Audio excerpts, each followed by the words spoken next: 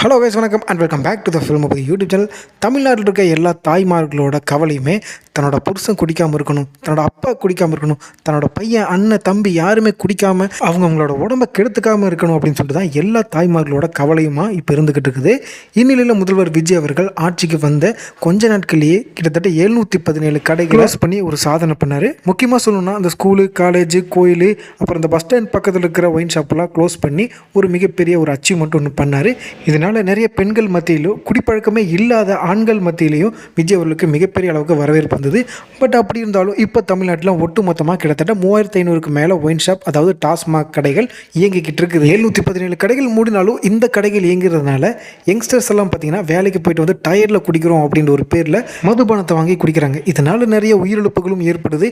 அதே நேரத்தில் பெண்களுக்கு பாதுகாப்பு இல்லாத ஒரு சூழலும் ஏற்படுது.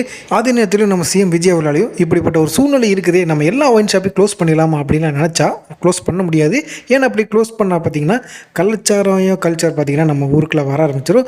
வேறு விதமான போதை புழக்கங்களும் நம்ம ஊருக்கு வர ஆரம்பிச்சிடும். ஸோ இந்த மாதிரியான விஷயங்களை தடுக்கிறதுக்கு தான் விஜய் அவர்கள் இப்போதுமே இந்த ஒயின் ஷாப்பை அவசரப்பட்டு மூடக்கூடாது அப்படின்னு சொல்லிட்டு வெயிட் பண்ணிட்டு இருக்காரு.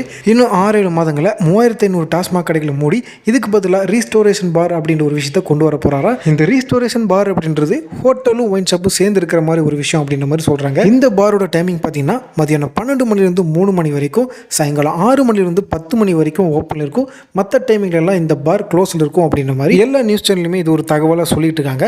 அதுக்கு பதில் இது அப்படின்றது பெரிய மாற்றம் அப்படின்லாம் சொல்லிட முடியாது. பட் டைமிங்கை விஜய் அவர்கள் குறைச்சாரு. அது ஒரு நல்ல விஷயமா இதில் பார்க்கலாம். ஏன்னா ஒரே நேரத்தில் எல்லா டாஸ்மாக் கடைகளும் க்ளோஸ் பண்ணுறதுக்கு வாய்ப்பே கிடையாது. அப்படி க்ளோஸ் பண்ணால் ஒரு மிகப்பெரிய பிரச்சனையை இந்த கவர்மெண்ட் சந்திக்கிறதுக்கு வாய்ப்பு இருக்குது. கவர்மெண்ட்டுக்கு பொருளாதார ரீதியாக அது ஒரு பிரச்சனையாக வந்தால் கூட பரவாயில்லன்னு சமாளிச்சிடலாங்க. ஆனால் கள்ளச்சாராயம் அப்படின்ற ஒரு கல்ச்சர் நம்ம ஊருக்குள்ளே வர ஆரம்பிச்சிச்சுன்னா ஏகப்பட்ட உயிர் கொத்தாக போகிற வாய்ப்பு இருக்குது. அதனால் நம்ம சிஎம் விஜய் அவர்கள் இந்த டாஸ்மாக் விஷயத்தில் கொஞ்சம் பார்த்து தான் முடிவெடுப்பார் அப்படின்றதுல எந்த ஒரு டவுட்டும் இல்லை.